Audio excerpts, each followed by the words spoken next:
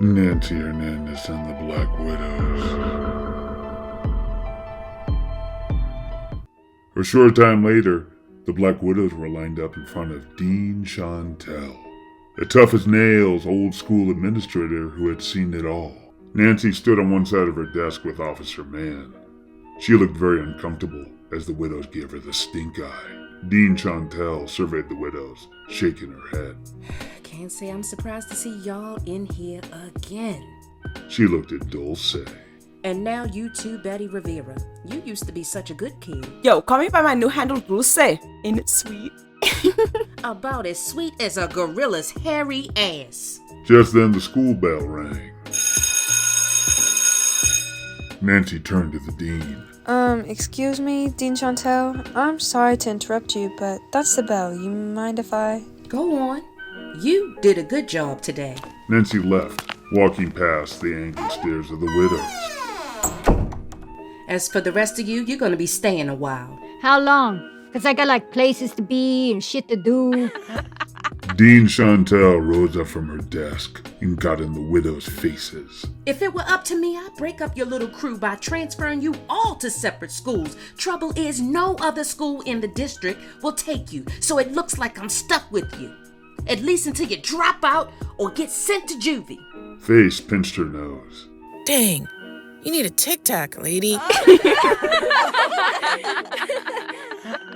Funny, you're suspended for a week and I'm giving you 2 months of after-school detention. No What way. the hell? Are you kidding me? That's bullcrap, lady. Officer Mann, can you escort them to the detention room, please? With pleasure. Let's go, ladies. Shorty boiled with rage as Officer Mann led her out the door. 1, 2, 3, 4. Meanwhile, across campus, Clemente's band was busy rehearsing in the band room. Nancy sat in a nearby chair, tapping her foot to the beat. Hold on. Look, see, right there. When we get to that part, it just doesn't flow, you know? Johnny, the trombone player, looked surprised. You're tripping. It sounds great. Che, the drummer, shook his head. No, Clem's right. It's good, but the chorus just doesn't vibe. Hector, the bass player, piped in. I'm telling you, we should speed it up, like this.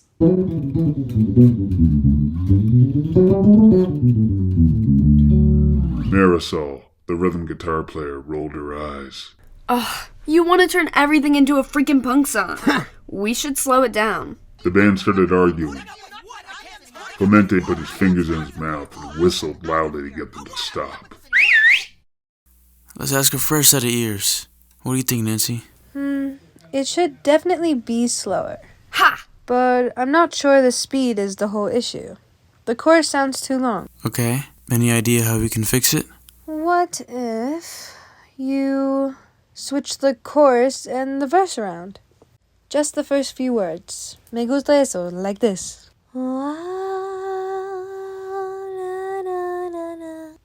That totally sucks. Don't listen to me. What the hell do I know? No. Hold up. I like the vibe. Yo, let's take it from the top. 1, 2, 3, 4. As the band got into their groove, Nancy tried to walk back over to her chair, but Clemente grabbed her hand and stopped her. Oh no, you ain't creeping away that easy. I need your help. He pulled her back over to the mic.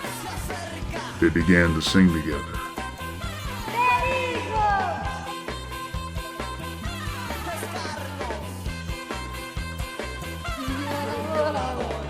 As the jam went on, Clemente started snapping pictures on his phone and uploading them to his social media.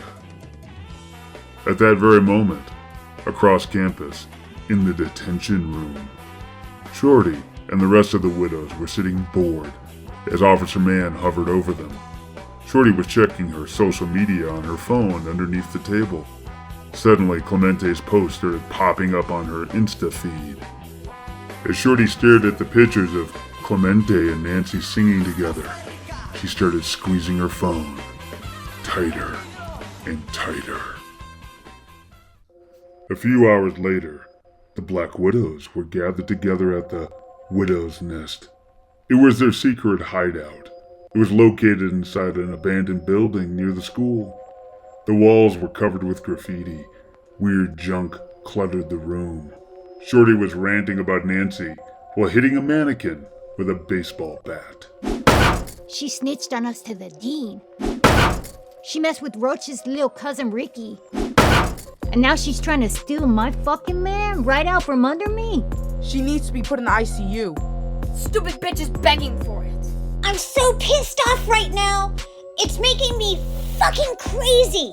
Ouida smashed her own head against the wall.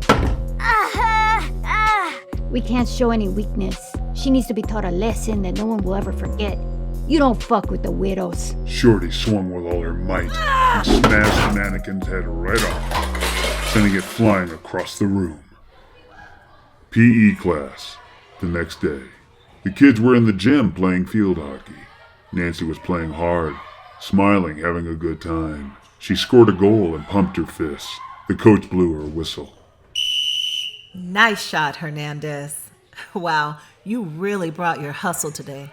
You have a shot of espresso before coming to class? Nope, just in a good mood. Glad to hear it. Nancy looked up at the clock. Oh, shoot. Hey, coach, can I go? I have community service next period, and the dean wants me there early. Yeah, you're good. Chelsea, you're in for Nancy. Nancy headed for the girls' locker room. Suddenly she got a text. She looked at her phone. It was from Clemente. Clemente was in his science class, texting while he worked on a lab. Thanks again. Awesome jamming with you. Your voice is fire. Nancy smiled and texted back. Your new songs are amazing. TBH, owe it all to you. Not even. Yes, even? You're too humble. Flex, girl. Nancy shook her head and headed inside the girls' locker room. The locker room was empty, shadowy, dimly lit by beams from the dank windows. Clemente continued to text her as she headed to her locker. Question. Want to see a movie with me Friday night? Are you asking me out? Nancy waited anxiously for the reply. Kinda hope that's okay. Nancy pumped her fist. Hell yeah. Clemente smiled. Just then, the science teacher called out to him. Mr. Valdez, I hope you're not texting in class again. Clemente quickly texted back. Great. TTYL. Nancy was elated as she opened up her locker, humming one of Clemente's tunes. Then, suddenly, she heard a loud bang. Nancy looked around, startled. Then she heard laughter.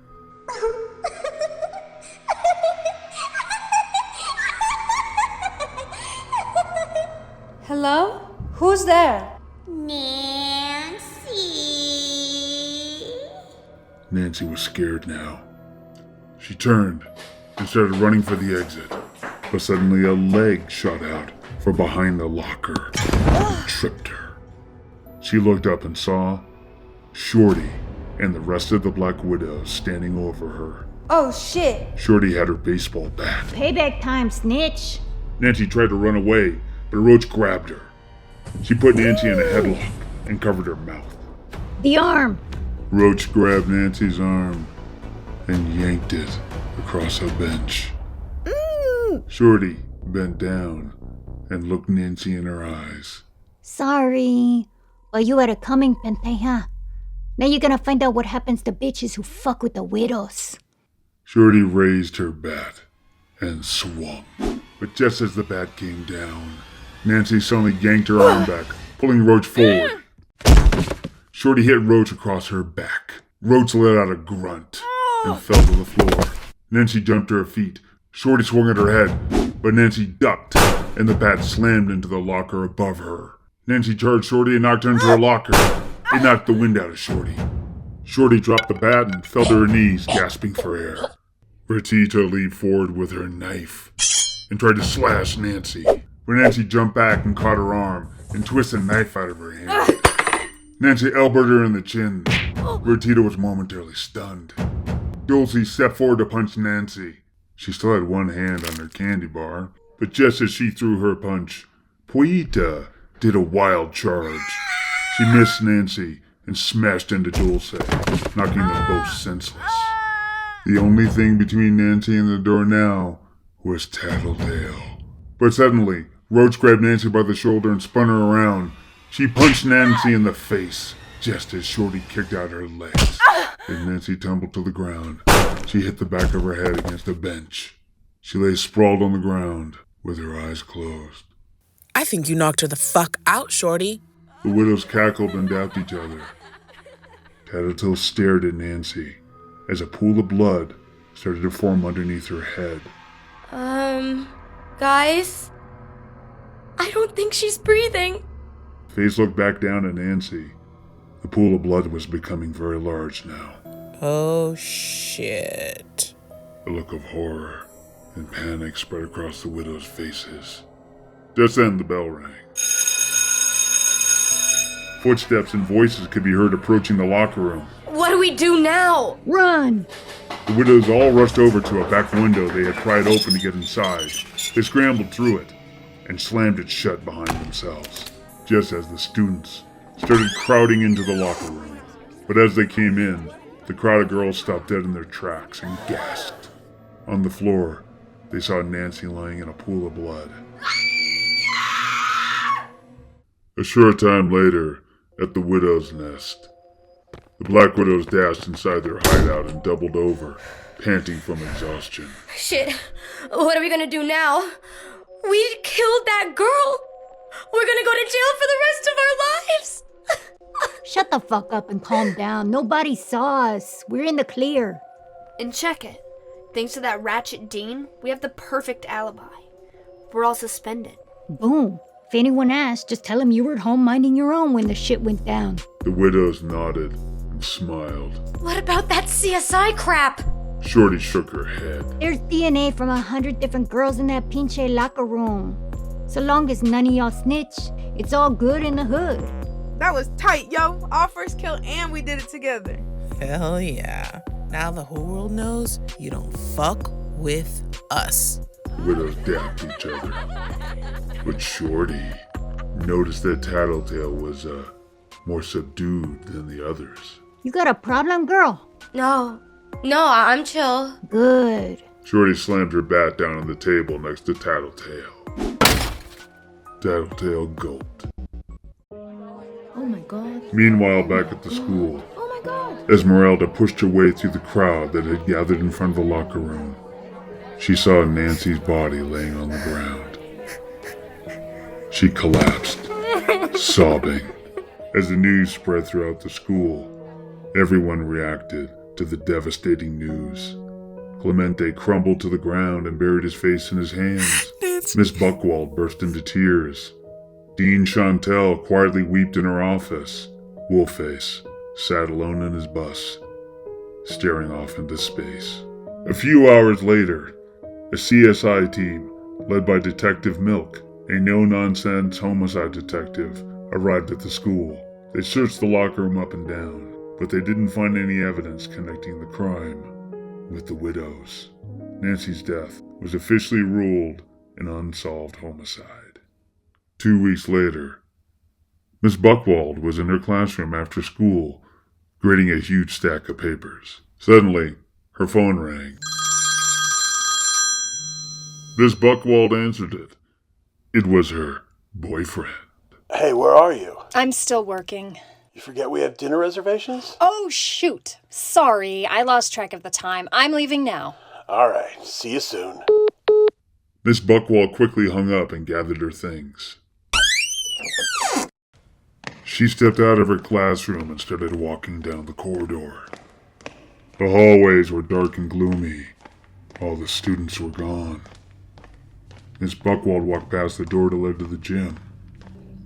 But after she went by, the door slowly opened on its own. And then slammed shut. Miss Buckwald jumped. She peered down the dark, empty hallway. Seeing no one there, Miss Buckwald turned to leave. But suddenly the lights flickered and then went out. In the darkness, Buckwald heard a faint, whispery voice. Help me. I'm lost. Who's there? There was no answer, but even though she didn't see anyone, Miss Buckwald sensed a presence. Goosebumps rose on her arm. She reached inside of her purse and quickly took out a can of pepper spray. Just then, behind her, a shadow appeared. It seemed to be floating in the air. A pale, ghostly hand reached out of the shadow and gently touched the back of Miss Buckwald's neck. Buckwald's eyes went wide. She spun around and blasted the shadow with pepper spray. An unnerving screech rang out.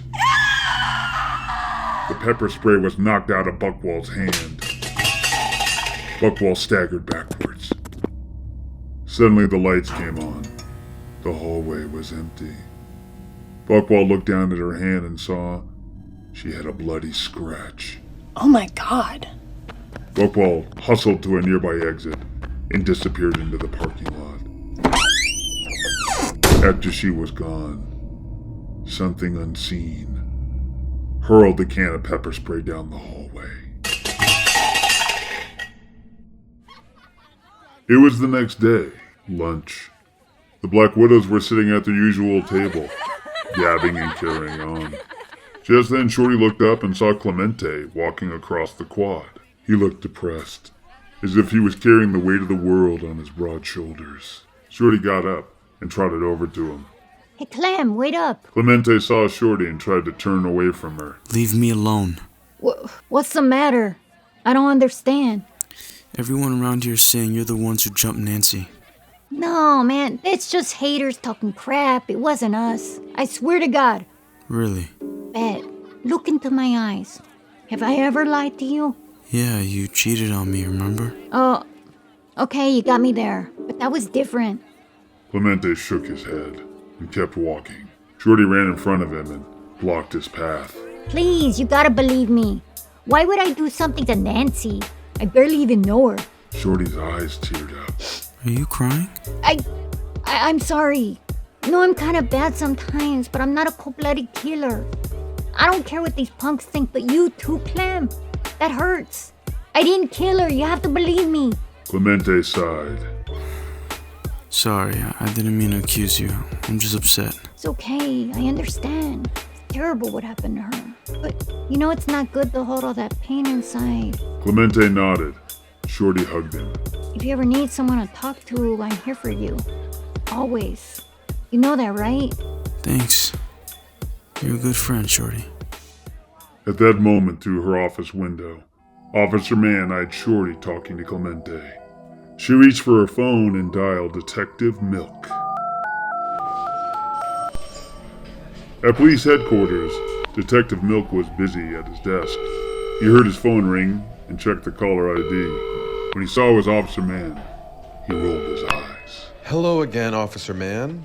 Hey, Detective Milk. You got a sec? Actually, I'm pretty busy. I just wanted to share that the word on the street is that the Black Widows are the ones behind what happened to Nancy. Yeah, we've talked about that. Rumors aren't evidence. Exactly. That's why I think you should come down here and take another look around. The CSI team already did a complete sweep. Of locker room. Thing is, there's so many other places they didn't look. Officer Mann, Please, I'm asking you as one officer to another, do me a solid. It would mean a lot to me. Detective Milk let out a sigh. A short time later, across campus, Wolfface, the bus driver, was listening to his favorite metal band on his headphones while removing graffiti from his bus. Miss Buckwald suddenly approached and tapped him on the shoulder. Hey, what's up? You Wolfface? Wolfface nodded and took off his headphones. That's what the kids call me. What can I do for you? Ms. Buckwald. I'm the new English teacher here. Right, you replaced old lady Asada. Heard you like to freak the kids out with the creepy stories. Buckwald turned red. Don't be embarrassed. I like to bust out the ghost stories too. Helps keep the little fuckers in their seats on the bus. And some of them are actually true. Yeah, I heard. That's kind of why I came to talk to you. Everyone says that you know things. Wolfface's face grew grim, serious. I'm not supposed to talk about it. I promised the principal. Sure you can't just give me a little intel? I swear I will keep it on the down low. Wolfface considered Miss Buckwald for a moment, then grinned. He moved a tool rack out of the way to reveal a conspiracy map. It consisted of photos and newspaper clippings and maps taped up to a wall. Wolfface gestured at the various items. This shit goes way back. Did you know this school is named after a fucking conquistador? This son of a bitch slaughtered a whole pueblo of indigenous folk right here. This is just my humble opinion, you understand? But I think that horrible event created a vortex of negative energy that's never gone away. In the 1920s, the candle wax fire burned the whole neighborhood to the ground. There was the Zulu riots in the 1940s and the infamous Black Betty murders in the 70s, and now, her. Who? Wolfface pointed to a newspaper clipping on the wall about Nancy's death. You had an encounter, didn't you? I don't know what you mean. Come on, you can trust Wolfie. This is a safe space. I don't know what I saw. The lights went out. I thought something touched me. It was Nancy. I can feel her vibe every time I go by the gym.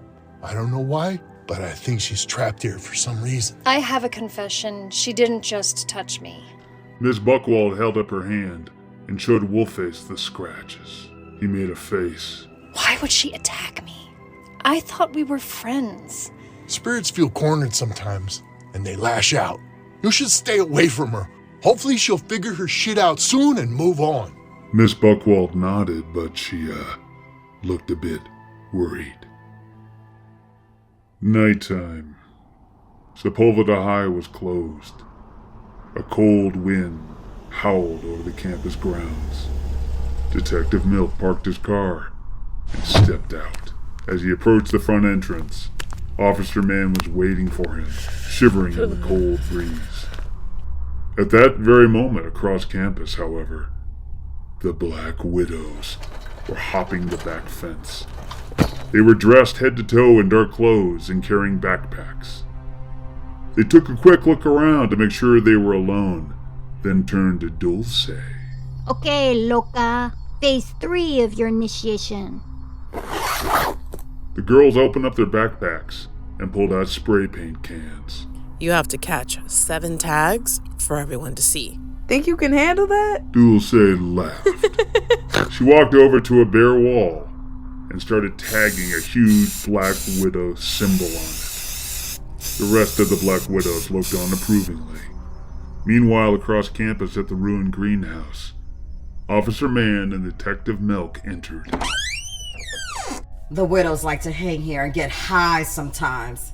Let's take a look around, see if they stashed something. They walked around, shining their flashlights. Officer Mann noticed some brown goo on the wall. She sniffed it. Ugh, rat guts. They like to throw rodents at each other for kicks.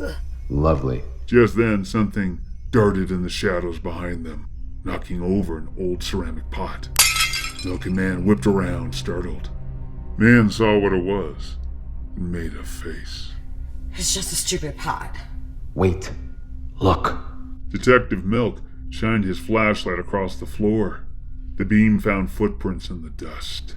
Those weren't there before. Someone's in here. Detective Milk took out his gun. Officer Mann readied her nightstick. Suddenly, there was a loud bang. Mann and Milk jumped a little. They saw a side door was open, blowing in the wind. Mann and Milk rushed over to the door and peered out. They saw a door slamming on a nearby building. They must have gone in there. That's the science building. It leads to the gym. Come on. Down another hall of the science building, the Black Widows entered. As they walked in, Face looked down and saw a cockroach scurry by. Check it, Roach. It's your cousin. Ha ha ha, very funny. Come on, I've been to your crib. You got so many roaches up in there, they probably pay rent. Yeah?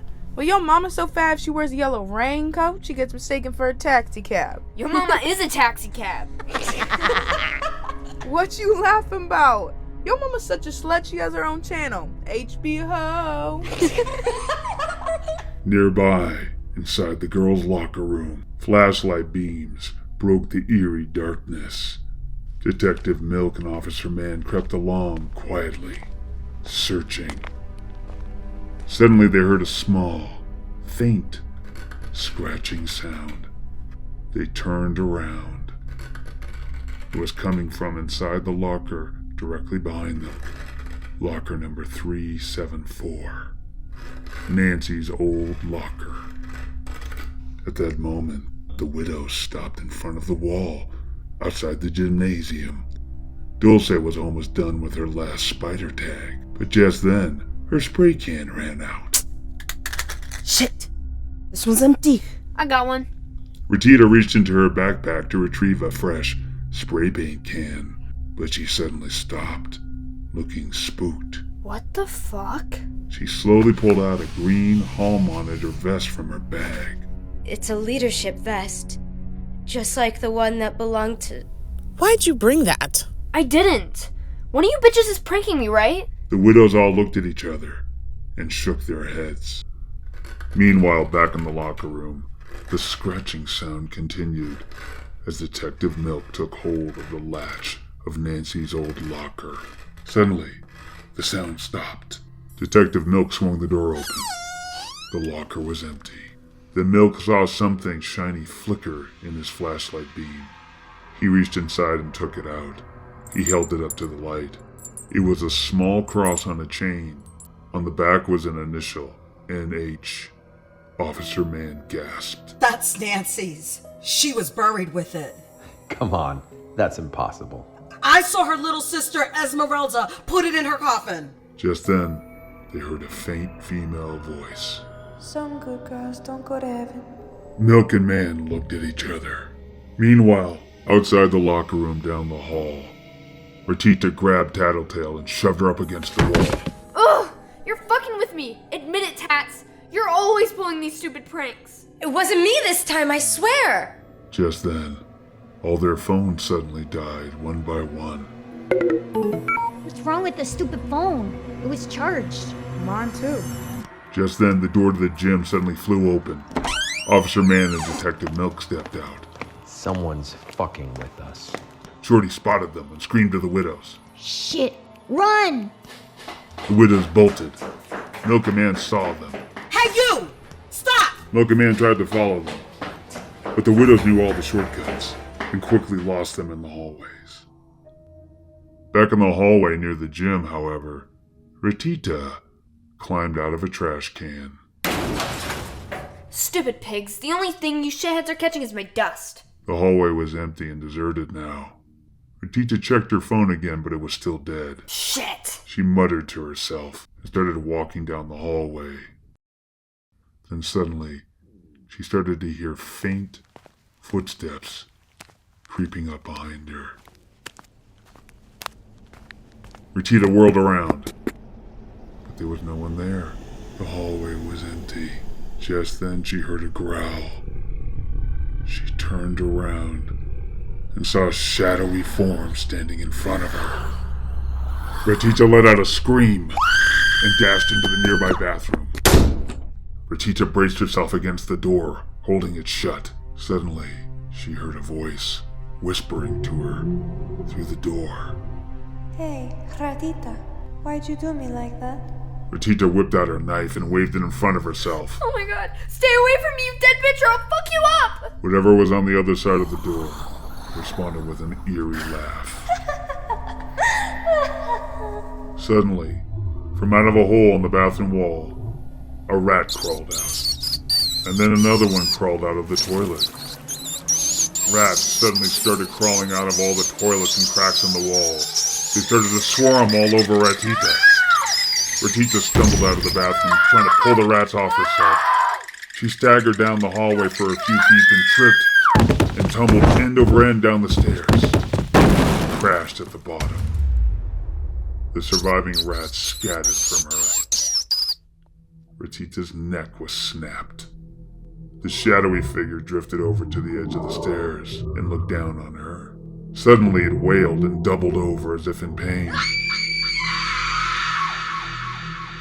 The shadows suddenly started to float away from the figure, like a mist parting, to reveal Nancy Hernandez. She was wearing a black dress. Her face was painted in beautiful Day of the Dead style makeup, except it seemed to be part of her skin. Nancy looked around confused, like she was waking up from a bad dream. She saw Ratita's body laying at the bottom of the stairs and looked horrified. Oh my god. What have I done? Nancy's ghost backed away from the horrible scene and dissipated into the shadows. End of Chapter 2. Stay tuned for more episodes of Nancy Hernandez and the Black Widows.